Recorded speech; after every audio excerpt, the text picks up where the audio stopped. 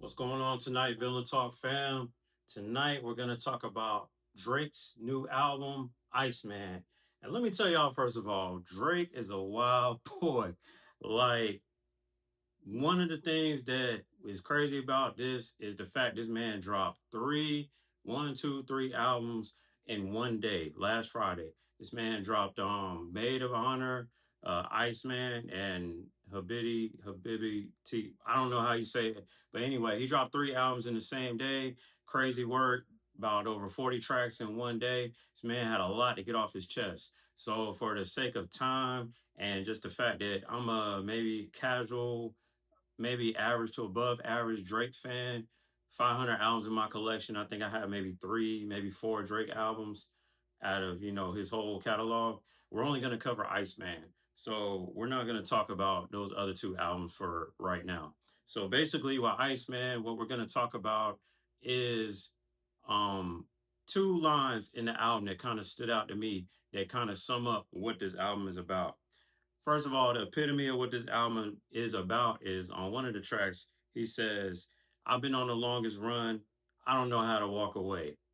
So you let that sink in. It's kind of like, what I'm saying? Drake has been on this long run, 15, 16 years, pretty much at the top of the game. He got hit with some blows. We're not going to mention, whatever, the high school stuff, all that. But, like he said, it's hard to walk away. You've been on the longest run, which is true. The next line, which is kind of epitome of what this album is about, is speak on me and gain a lot like the dish detergent. And when you say something like that, you're like, man, this dude is a rapper. Like that's pretty much a corny line. But you also looking at it like speak on me and gain a lot like the dish detergent. Like, you know what I'm saying? He's basically just crying like, hey, you speak on my name, you know what I'm saying? My name still holds some value. You're gaining a lot. I don't know. I don't know what Drake's pen was doing on a lot of these songs, but there's basically two lines that stood out to me. So basically, the guests on the album, we got Future, we got 21 Savage, we got Molly Santana. I'm not really familiar with her. She's kind of a new artist. And that's about it, really. What I like about the album is the opening track, Make 'Em Cry. Now, Drake had a lot to get off his chest on the first song. It sounds like a therapy session. The beat changes midway. Uh, it kind of sounds like an early morning city session, with the 8 a.m. in Charlotte, the 6 a.m. in Toronto, Chicago, all them other tracks. All y'all real Drake fans know what I'm talking about. It's basically what it sounds like. The next track, Whisper, well, I ain't gonna say the next track, but Whisper My Name, that's a solid one. I like the hook. Drake was talking his shit. I mean, it's a pretty good track. It's not really exceptional. It's not really trash. It's kind of mid. Um, Ran to Atlanta. That's what Future. Drake partners up with his, frequent collaborator Future. They kind of go off on this track. Molly Santana is the other guest on the track. It's a pretty good song. It's the beat changes again. Drake, he's just kind of in his Drake mode, just having fun, just kicking stuff. Um, Make them pay. This is top three for me. Drake is on this track. Overcast did the beat. It kind of sounds like something Nice Wonder would do. It's got a sample in the background, or not the background, but the track is mostly revolves around a sample from Free by Denise Williams. You just riding down the car, you just find yourself singing with Drake and singing with Denise Williams, like free, free. You know what I'm saying? The beat is nice. Like I said, it's probably top three for me. Uh, Drake just talking his stuff. He's being introspective. I mean, it's just typical Drake. What did I miss? That's another top song for me, in my opinion, on the album. That was kind of like the lead single. Drake, he's basically pounding his chest, kind of telling y'all like, what did I miss? The rap game is missing me.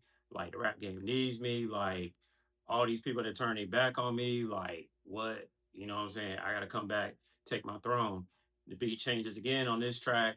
What did I miss? It's a pretty decent one. Let me see. National Treasure is solid. Drake is actually rapping on this track. When I say rapping, a lot of the tracks Drake just kind of got that conversational flow where a lot of times it kind of if you're not engaged with it, you'll fall asleep at the wheel just listening to it. I don't mean that literally like I'm about to drive into a ditch, but I'm just saying like Drake sometimes kick that stuff where it's just like he's just going on and on like in a rant. But some tracks he actually got a little flow, he got a little bounce to what he's saying, and he's actually like rapping as like a normal typical rapper might. So National Treasure would be that. Plot Twist, that's another track where he's actually rapping. B's on the table. That's all right. It's got 21 Savage. B's on the table. He's referring to billions. I guess talking about his contract negotiations, et cetera, et cetera. Burning Bridges. I'm not really care for that track, but I do like the line. Your baby mama didn't even post a single. That's crazy because that could apply to like mainstream rappers is up there, and that could apply to like local rappers and rappers just trying to make it too. I mean, you want the people around you to support you, and if they don't support you, what does that look like? So again, I like Firm Friends. That's a track with Conductor. That's towards the end of the album. That's another track that kind of sounds like a city series track. Drake just kind of on his introspective stuff. Those are the tracks that I like. And like I said, there's a lot of mid in there if y'all was paying attention. What I don't like, Dust, That Ain't It, Shebang, nah, but I kind of like the beat. Make Them Know. It's a lot of crying and whining. That's towards the end of the album. Janice, Shut the F Up. That's not really for me. A lot of people like that track. I heard a lot of people say, that's cool, but it's not really for me. I don't like how Drake switched the beats on almost every song.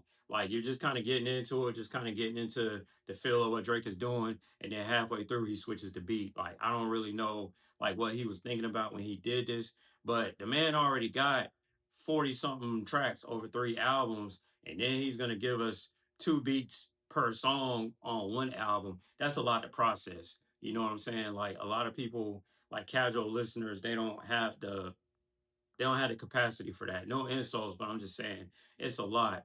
And then Drake isn't really like a super exceptional rapper to begin with. And it's like you asking him to basically change his flow up and rap on 2 different beats on one track. Now, rappers have been doing this for years, and they had stellar producers doing it, DJ Premier, different other producers that where they could switch the beat, but they didn't do it almost every song on the album. So that's something I really didn't like. Let me see. Ran to Atlanta, he does that. National Treasure, he does that. Bees on the Table, he does that. So that's what I don't like. Uh, if I had to give it a score, bars, I'm gonna give it a 7. Like I said, the raps, the flow is too conversational for me. Drake needs to just actually rap sometimes. Like a lot of the tracks, like I said, Drake is either complaining and whining and crying, or the next track, he's basically just telling us how great he is and just trying to remind himself or remind us like what he's done over the years. It's not really a lot of tracks where Drake is just having fun and just, what I'm saying, being a rapper and enjoys like you could picture him in the studio smiling while he's making his song. Too Hard for the Radio, that might be a song where, he's actually like got a little joy and got a little bounce. You know what I'm saying? And Ran to Atlanta, like I said, he's with Future. So I guess he was kind of, in his Drake mode then. I don't know about the other 2 albums. Maybe those are like the fun Drake albums. But this album, like I said, if you even look at the song titles, Make Them Pay, Make Them Remember, Firm Friends, Make Them Know, um, you know what I'm saying? These song titles, they just sound bitter. I mean, hell, even Iceman, I'm giving y'all the cold shoulder. I mean, maybe I'm reading it too deep, but some of it's just kind of obvious. Um, the beats, I give it about a 6. Like I said, I love Make 'Em Pay. That's probably my favorite beat on the album. What Did I Miss? That's a good track, beat wise. Like I said, it's cool. The rest of the beats, like I said, too many switches, man. Like, dude, what are you doing? So, Villain Talk verdict, I'm gonna give it 6.5 ice cubes out of 10. And when I say that, like I said, I think Drake, I mean, dude, like we know you took some hits, but you just gotta come harder, man. Like it's a lot of mid, like a lot of mid, and you're too talented. You've been in this game too long to be dropping mid. Like he could have did a lot better. So it's what 14, 15 tracks on this album, and I really only like 3 of them that I could say really, really like. The rest of them are just kind of mid or I don't like. So like I said, 6.5 ice cubes out of 10. So basically, that's my album review for tonight, Villain Talk fam. I posted a few songs from this album, the standout tracks that I liked. I hope, I don't know, see how y'all feel about them. Thank you for all the engagement, all the likes, all the support, all the comments, all the shares. And thank you again for tonight for listening to my album review on Iceman. Thank you and have a good night.